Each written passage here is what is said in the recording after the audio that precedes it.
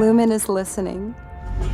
Salutations, Severance fans. Season 2 is back. If you want a scene-by-scene run-through of Season 2's first episode with a little bit of humor, I got you. Season 2 gets started with a recap of all the crazy things that ended Season 1. And then Season 2 gets right into it. We start with Mark waking up in the severed elevator looking shook. I mean, the last time he was conscious, he was in the middle of Rickon's party screaming out, "Devin, she's alive." Now he's back at work. That's a bummer, man. He takes a second to get his bearings and then does what any good Lumen employee would do. He runs like hell, Tom Cruise style, Mission Impossible. He's off to the races. We know Mark knows the Severance floor like the back of his hand, and yet he seems a little bit turned around. It's kind of strange. Is it because he's panicking, or is it because something has changed? Anyway, he makes it to Wellness, or at least where Wellness used to be. The sign is gone, the doors are gone, in a very strange way. Like, you can see where they used to be, but it's just wall as if it was never there. Pure erasure. As Mark's standing there trying to figure out what's going on, a figure out the door down the hallway appears. Mark never sees him.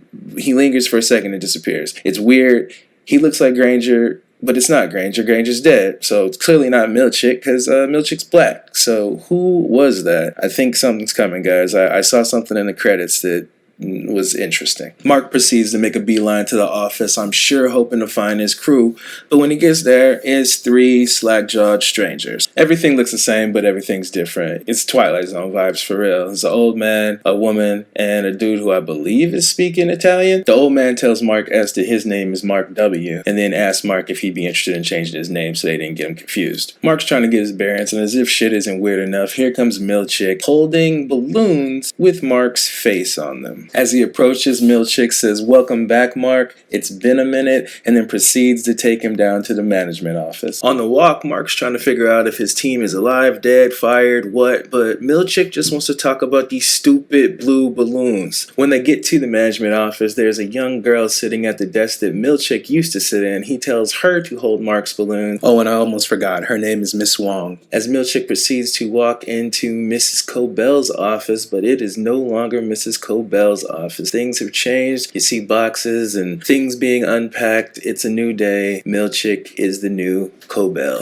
Much like earlier when Mark walked into MDR, it's the same office, but it's not the same office. I did forget to mention that on the walk to the management office, Milchick did tell Mark that it had been 5 months since they had last been in the office together. I don't know if I believe that or not, but those are the words that he said. Okay, so in the office, Mark continues to press the issue, and finally Milchick says, "Your friends did not get fired," tells them that everybody made contact with people on the outside when they attempted to, that Miss Cobell got fired, and that now all 4 of them are big celebrities as any whistleblowers. He actually hands him a newspaper, the Kier Chronicle. This paper is heavily redacted. The headline is "Ennies Blow the Whistle," and this newspaper says it's been published since 1893, and it's volume number 51,903. I did the math, and if this is a daily newspaper, roughly the year would be 2035. So this is clearly bullshit, on top of the fact that they've got a picture of them photoshopped into a ticker tape parade from their actual work photo that just sits on their desk. But, you know, they're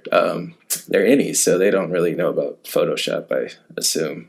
Milchick grabs the newspaper away from Mark, and then this is where things really get interesting. Mark wants to know why Miss Cobell was at his sister and Rickon's party. Milchick proceeds to tell him that she had an erotic fixation, his words not mine, on Mark S, and that she wanted to pursue a throuple, again his words not mine, with Mark's innie and Mark's outie. Thankfully, she was not successful. Again, his words, not mine. Poor innocent Mark S is completely flabbergasted, but a question did receive an answer, so on to the next one. "Where is my team?" he says. Milchick tells Mark that they tried for weeks to get the rest of the team back. Even with them being the face of Severance reform, he said they were not interested. Mark is like, "So I'm the only asshole?" Milchick sits back in his seat and he's like, "Basically, you're the only asshole. You actually even begged to come back. We had to be like, slow down, dude. It's too soon." Mark nuts up, leans in, and tells him he wants to hear it directly from his friends. Milchick smiles, says, "That's not possible. Enjoy your balloons, you bitch." The profanity were my words, not his. Mark's pissed, stomps back back to MDR like fuck these balloons. When he gets there, weird girl from Arrested Development's being weird. The old dude Mark W is talking about his old branch, and the Italian guy is still being demonstratively Italian. Kira, forgive me if this guy is not actually Italian. I am so sorry.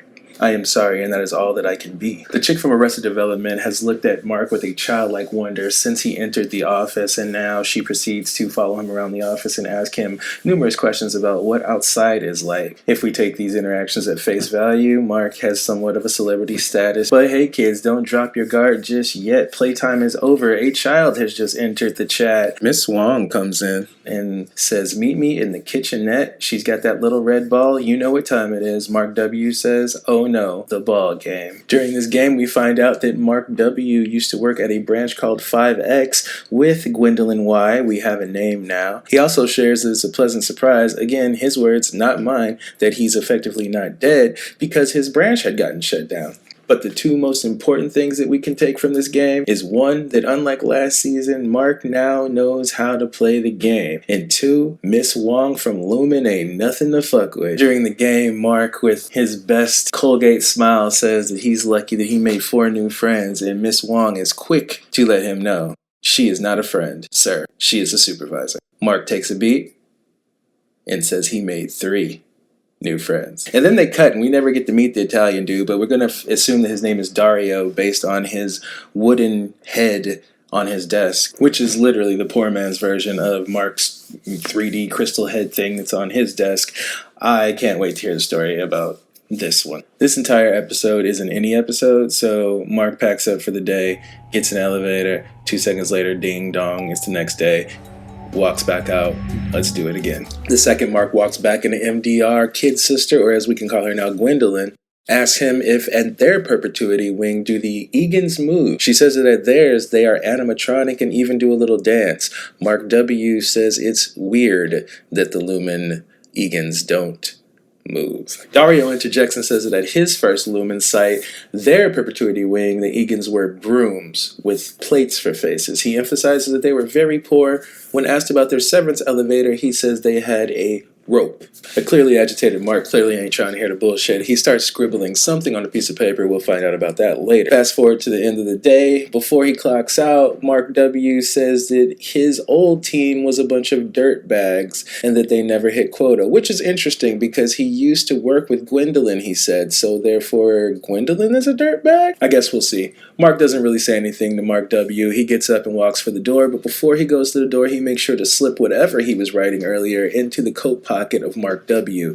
Then Mark S leaves. As I said before, this episode never leaves the upside down or the severance floor. So Mark gets on the elevator and instantly gets off the elevator. It is a new day. He walks into the office with a little bit of pep in his step. What is Mark up to? When Mark walks in, he's greeted by his new 3 best friends, his co-workers, and Mr. Milchick holding the note that Mark wrote. Milchick proceeds to read the note out loud. It basically says that it's terrible working at Lumen, Milchick's an idiot, and screw all of this Egan crap. It's supposed to be written by Mark W., but clearly Mark is not about to get away with this. Mark says, you think I wrote this? And Milchick says you didn't even try to change your handwriting. His new coworkers are appalled that he would try to do this to them. A somewhat angry, somewhat hurt Milchick snatches Mark's manager badge off of his chest and proceeds to give it to Mark W., who says that he accepts. Mark, in one last-ditch effort to make something happen here, starts laughing and says, you don't even know what I did to the kitchenette.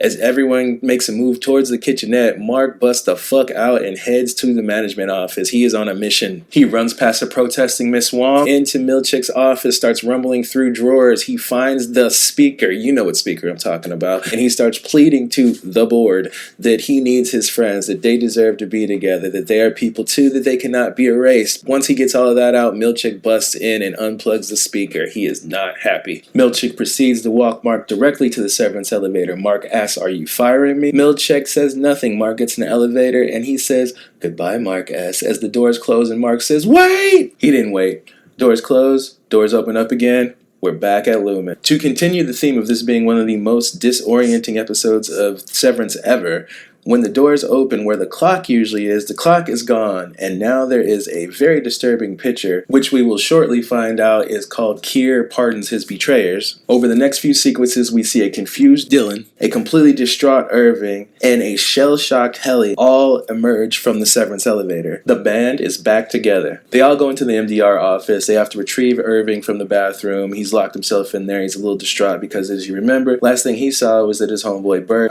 more than homeboys, but his homeboy Bert was with somebody else on the outside. So they get Irving out of the bathroom. They talk. Mark catches him up, says apparently they're famous. Dylan comically asks if one of them is more famous than the others. They're just trying to make sense of what's going on. Unfortunately, our MDR reunion is interrupted by Miss Wong, who lets them know Mr. Milchick wants to see them in the break room. All of them look completely terrified as what is a child. Upon entering the new and improved big question mark break room, it's hard to even explain. It's kind of like a high school lounge meets a spa meets sci-fi. I don't even know. It's weird. One of the first things that you'll notice in the background is a glowing screen that says Lumen is listening. Looking around the room, Mark says, I guess the board reconsidered my terms. Very creepily, Milchick says. I guess so. Milchick, standing in front of a projector with the Lumen logo being projected onto his chest, tells them that they're about to see a video that will be shown to every innie here on out because of what they did, and that he hoped that this will give them an idea of Lumen's feelings. The video starts, and for the next 3 minutes, you watch the MDR crew watch the most batshit insane piece of corporate propaganda you've ever seen. It's a claymation video that starts with a talking Lumen building voiced by Keanu Reeves. You can take that however you want to take it. They're informed about new snacks that sound terrible, new perks that sound like torture, and that they are the heroes of the newly termed Macro Dat Uprising. Through this claymation, they recreate several scenes from last season, which lets them know that they are being watched. There's even actual audio from them talking in the video, letting them know that they can be heard. The video is truly insane. I will post a link to it in the description. Apple released it as a standalone trailer.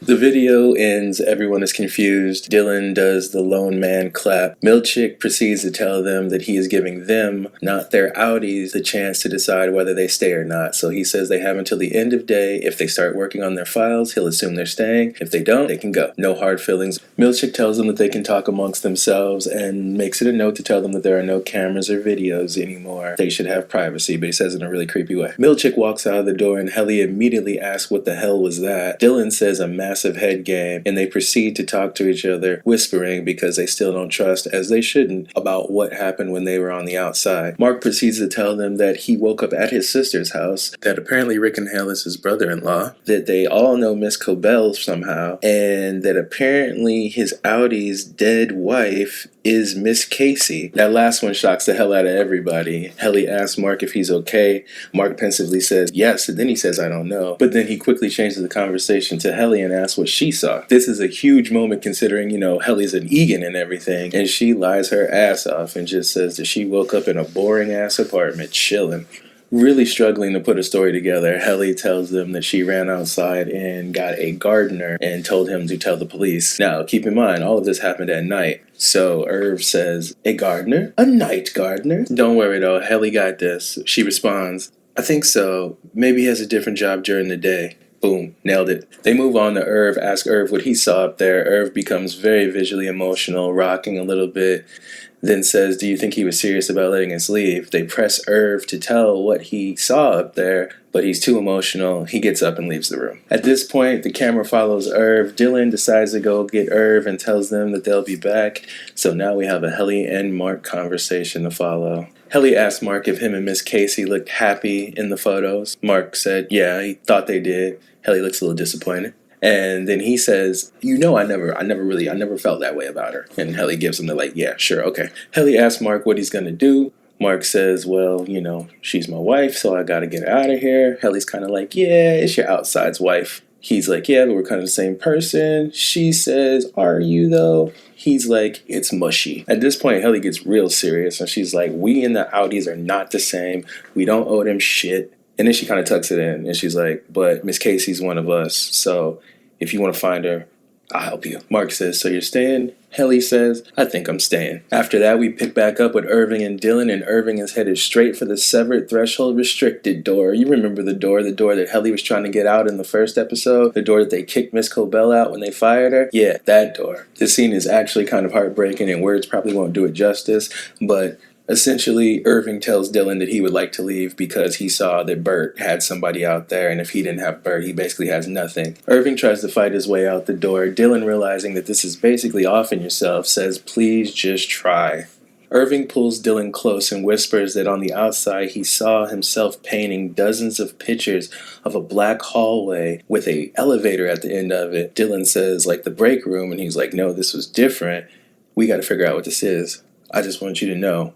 And then he tries to make it out the door again. Dylan stops him. And then Dylan, in a very only Dylan way, tells him, please don't go. Basically, you make me better at my job. I like being good at my job. I'd be sad if you left, and then I'd be bad at my job. So, please stay.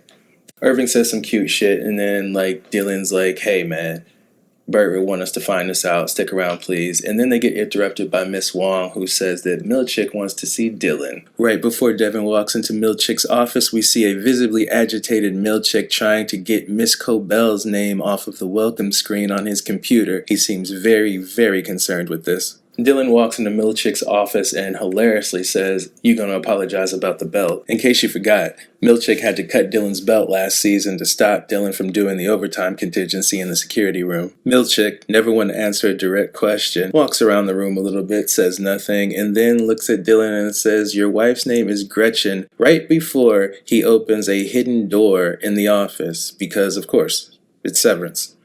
The room appears to be some kind of storage area. If you look very closely, you can see some artifacts from Season 1. Milchick proceeds to show Dylan blueprints for something called the Audi Family Visitation Suite. What stands out to me about this blueprint, besides the seating area that seems to be surrounded by plants, is there seems to be 2 beds in the middle of the room and 1 seat by the beds. Seems a little creepy. Also very strange, Dylan says, so I can see my family here? And Milchick replies, if you take the name of the room at face value, I'd say yes. Strange. So to wrap this scene up, basically Milchick tells Dylan that this room is not for anyone else. He hasn't told them about it because they're single, implying that there is some sort of sexual nature to this, I believe. Before Dylan leaves, he asks him not to tell his coworkers about this because, of course, he wouldn't want them to resent Dylan after all that he's done for them. Dylan leaves Milchick's office. Milchick gives Miss Wong a dirty look. Miss Wong grabs a weird little kid's Kier water game, starts playing it. Milchick sits in his desk and continues to be tormented by his computer screen that says Miss Cobell, until Milchick finally turns off his computer, transitioning into an awkward shot of Helly struggling to turn on her computer. Why is she having such a hard time around here? Dylan walks back into MDR. Mark asks Dylan if he's okay. Dylan says, I'm okay. Mark then asks, where's Irving? Almost immediately, Irving walks back into MDR. Dylan looks at Irving and says, Irv, you okay? Irv smiles and says, I'm okay. Everyone, seemingly happy to be back together, sits down and gets to work. As the music plays out, Dylan notices Dario's wooden head, looks at Mark. Mark's like, I don't know, man. And Dylan just throws it in his desk. We're going to see that again.